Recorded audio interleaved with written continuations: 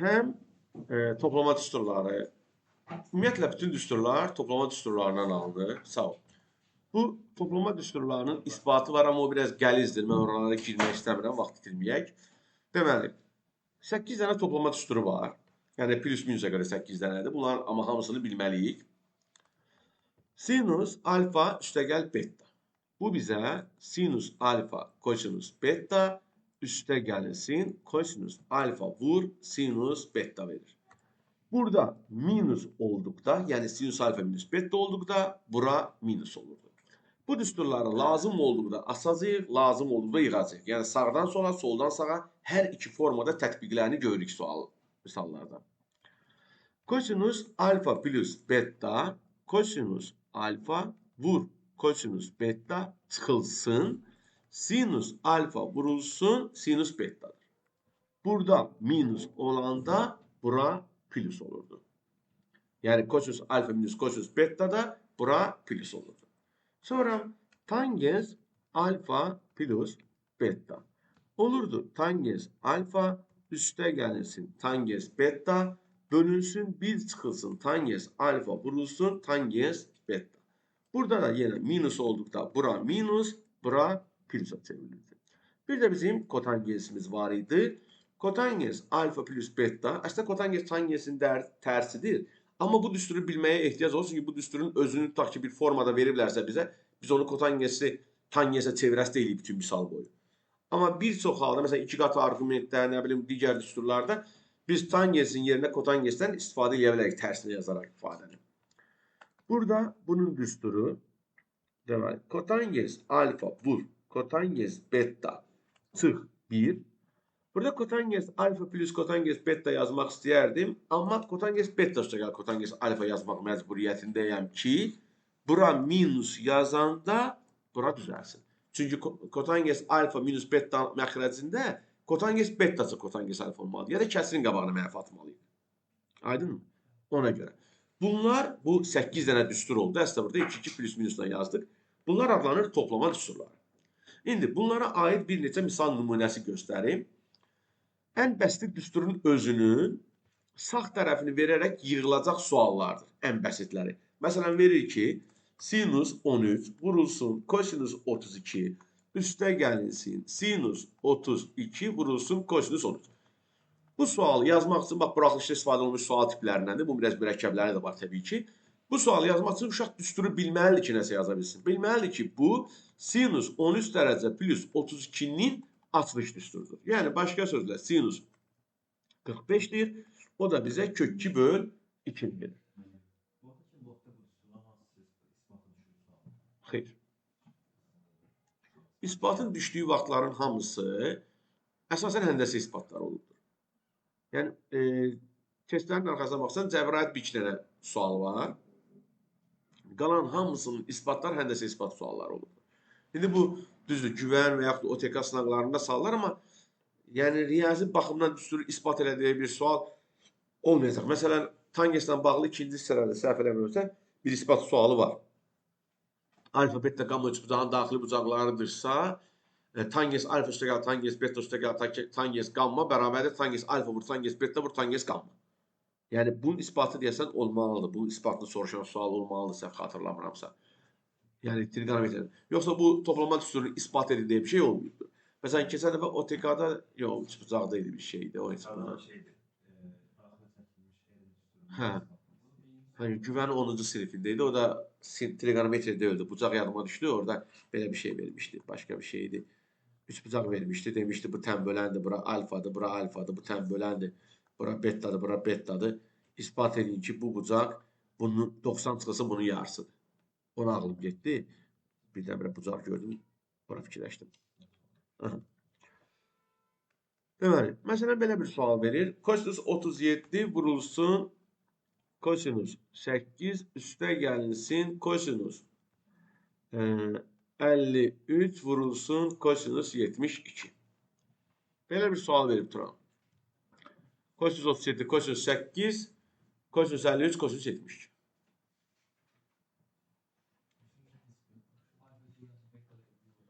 Deməli, kosinus 37, kosinus 8, Kosinus 53'ün yerine sinus 37, sinus 8. Bu da bize kosinusun fərq düsturunu. Yəni 37 çıx 8 elədir kosinus 29. Dəqiqə düz deyirsən. Üzr istəyirəm. Səhv fikirləşmişəm. Düz deyirsən. O üstə düz fikirləşmişəm. Hə, 90 ilə. Bəli, bunu sinusa da çevirmək olardı. Məsələn, sinus 53, kosinus 8, kosinus 53 qalardı. O birisi də olardı sinus 8. Bu da sinusun toplama düsturuna göre 53 plus 8 61 eləyərdi. Sinus 61 de olsa da kosinus 29. Cavabda baxacaqım ki, kosinus 29 var, onu götürəcəm.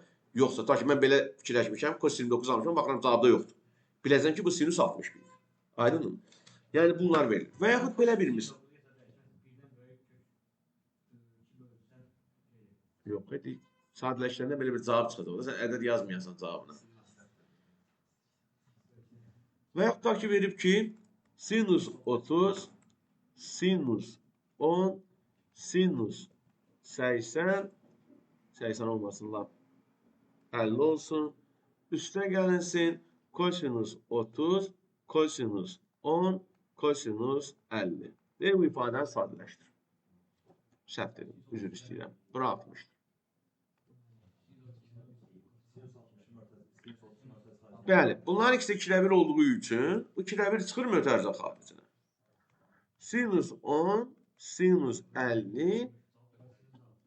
Nədir? Oğulsan sən, oğul. Biraz tərifləyən kimi zayın çıxır.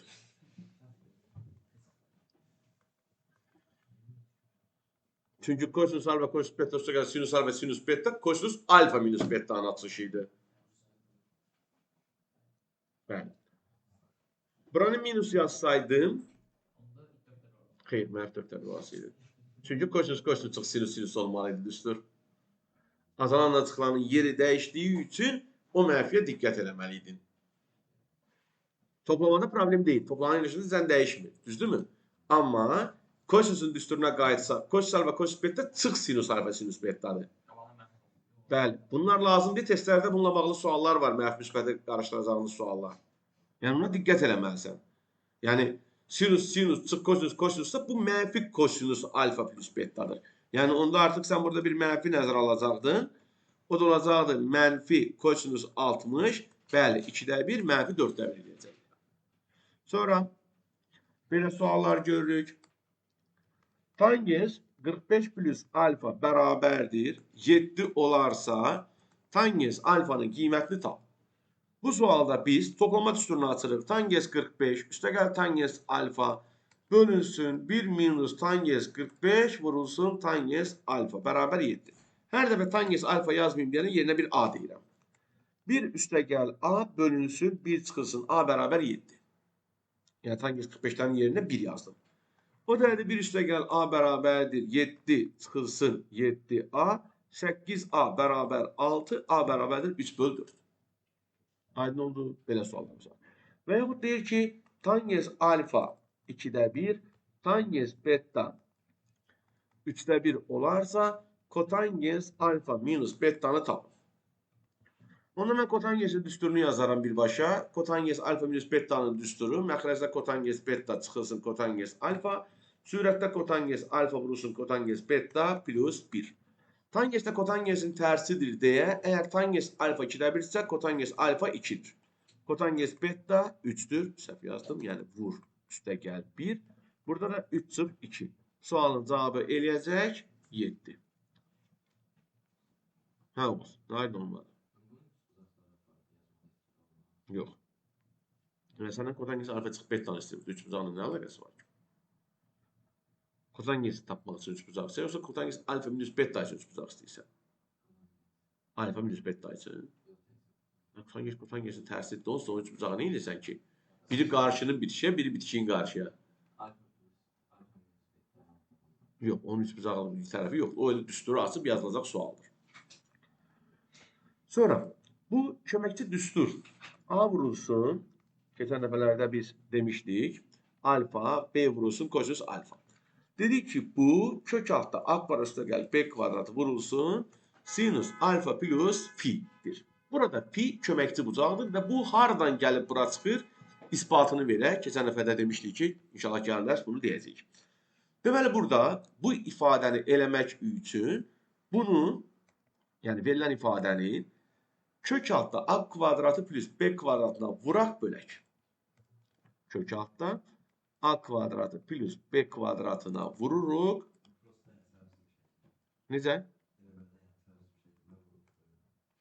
Ay, səbəbsiz bir şey. Səbəbsiz şəkildə bir şey olur. Və bu hər hansısa bir fi bucağının kosinusu, bu da eyni bucağın sinusudur. Bu ədədlər ikisi eyni bir bucağın sinusu və kosinusudur. Ondan sonra burada alınır. Sinus alfa vurulsun kosinus fi, üstə gəl kosinus alfa vurulsun sinus fi.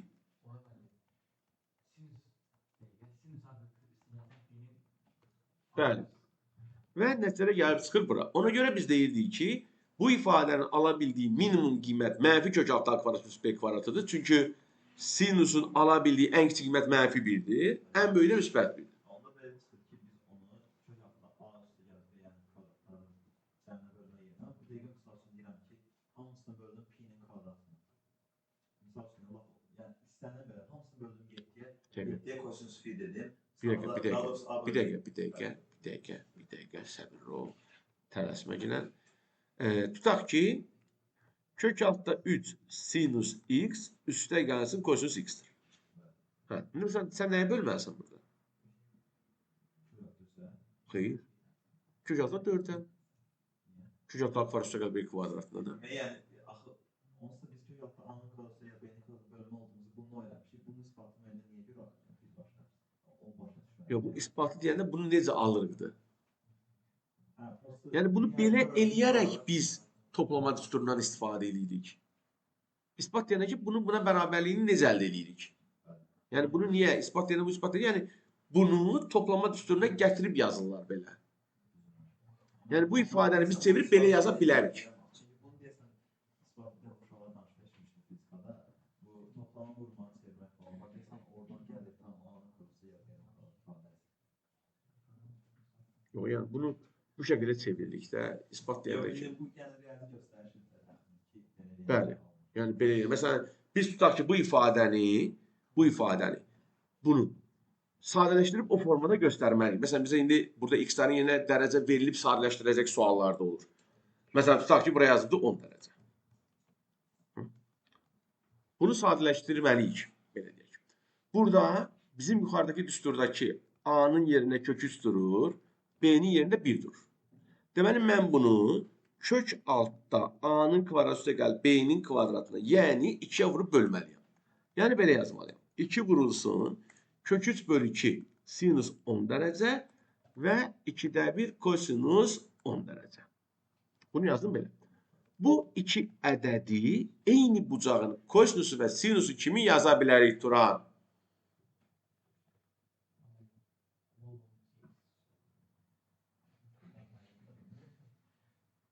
Nə? Bunu nə? Hə, nə sual verirdin? Oğuz'a verirdin.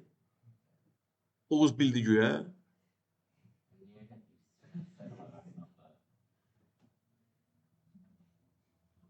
Verdiğin sualı ver Oğuz'a, Oğuz da izah etsin. Ver Turan. Ver sualını. Hangi sualı vermiştin ver. Görüm Oğuz ne izah edirsən.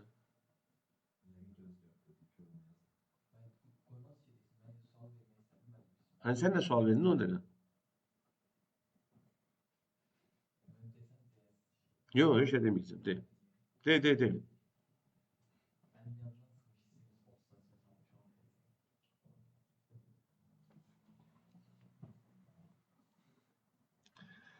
Deməli, bunları eyni bir bucağın kosinusu və sinusu. Bu kosinus 30'dur. Bu da sinus 30'dur.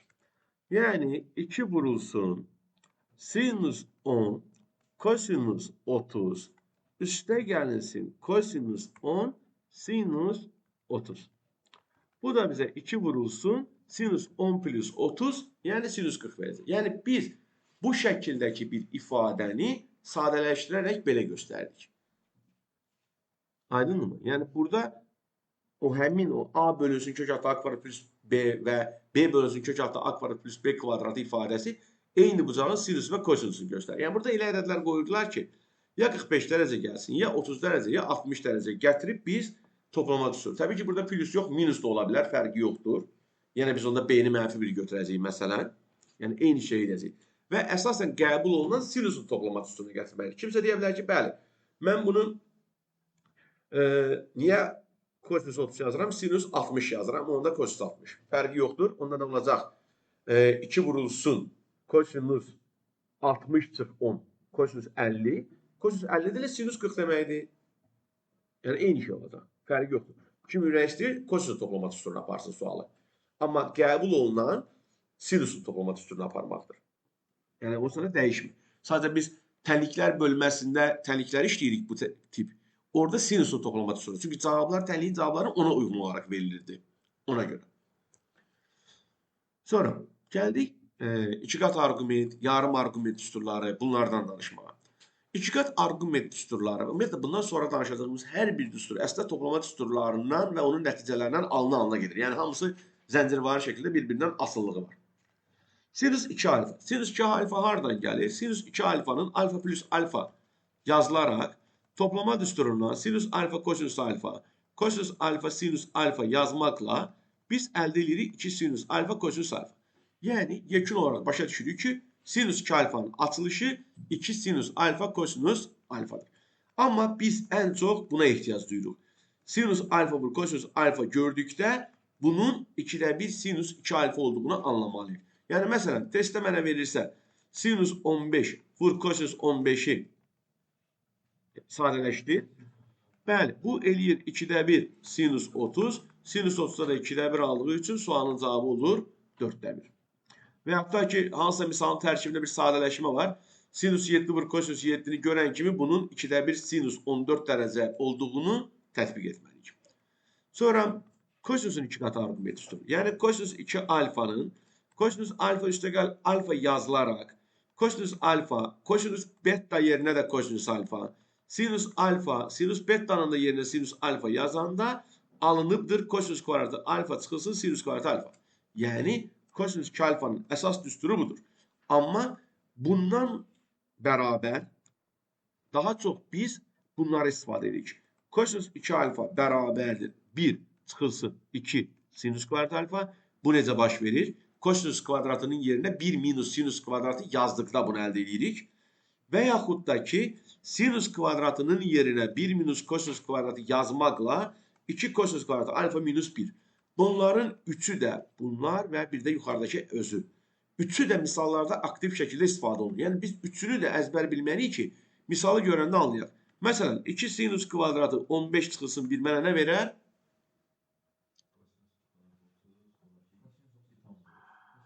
Mənfi kosinüs 30. Niyə? 1 minus 2 sinüs kvadratı kosinüs 30 verirsə, yerini dəyişdiyim üçün bu mənfi kosinüs 2 alfa, yəni mənfi kosinüs 30 verəcək. Yəni bunların həm də sadələşmə tipli suallar olur. Məsələn, belə bir sual verir. Sinüs 27 dərəcə deyir A olarsa, sinüs 54 dərəcəni A ilə ifadə edin. Yəni bunu A vasitəsilə ifadə edin ki, bu nə? Deməli, bunu əla A ilə ifadə elə deyirəm. Sinüs 27 A'dır. Bəs kosinüs 27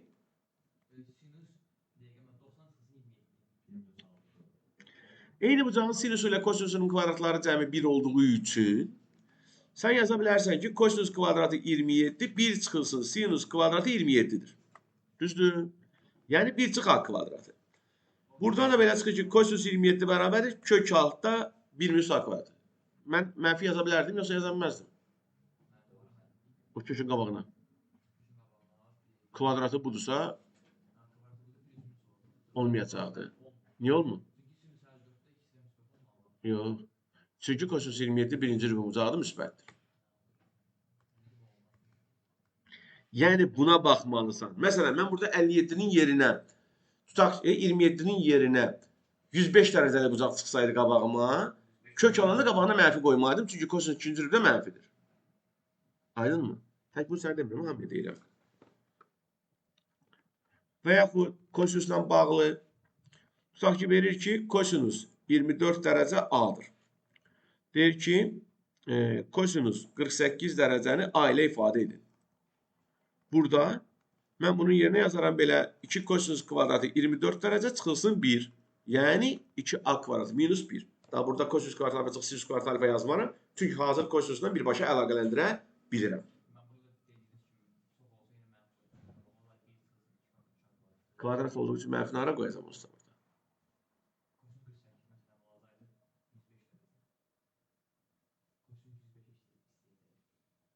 48 verib 105'i yoxsa başa düşmədim. 105'i verib 210 istəyir məsələn. Olsun. Yenə cavab dəyişməyəcək. Kosinus 105 A-dırsa, bu A mənfi ədəddir onsuz da. Mənə heç bir problem deyil. Kosinus 200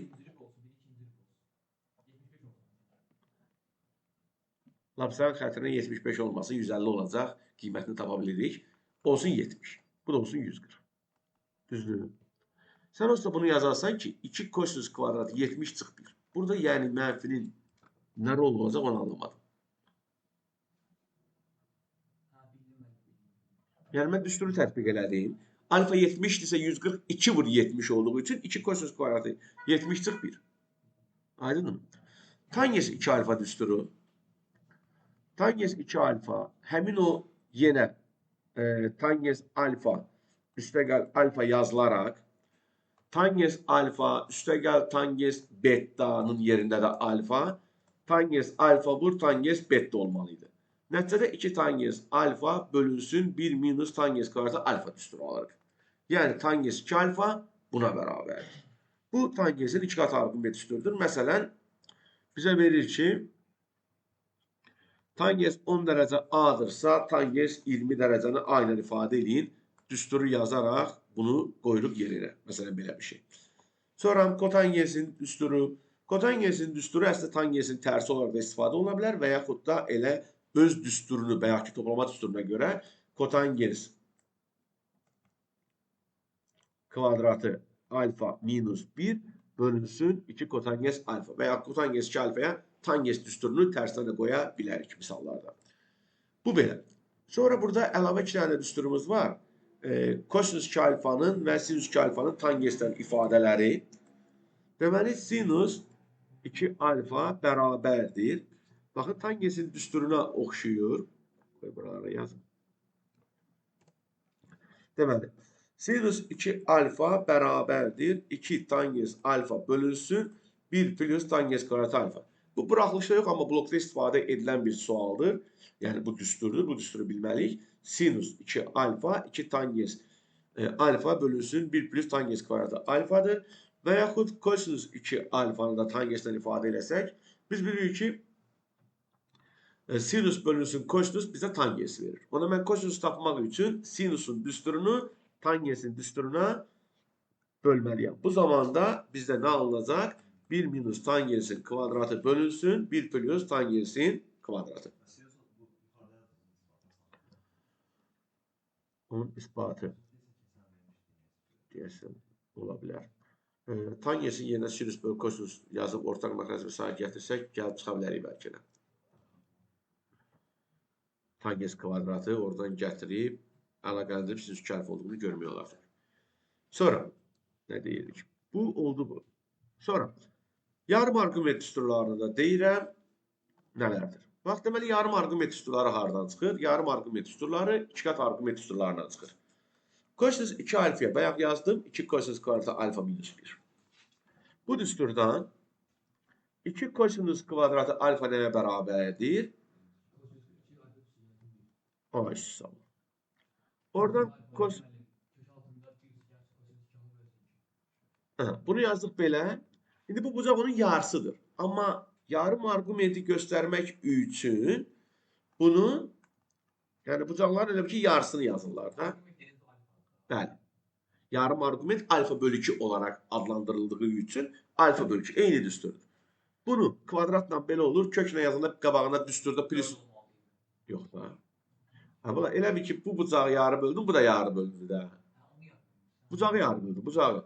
Yəni, nə fərqi var? Burada bir bucaq yazılıb da mən onun yerinə alfa bölü 2 yazanda məsələn bunun yerinə alfa bölü 2 yazanda məcburan o da 2 dənə alfa bölü 2 yəni alfa olmuş olur.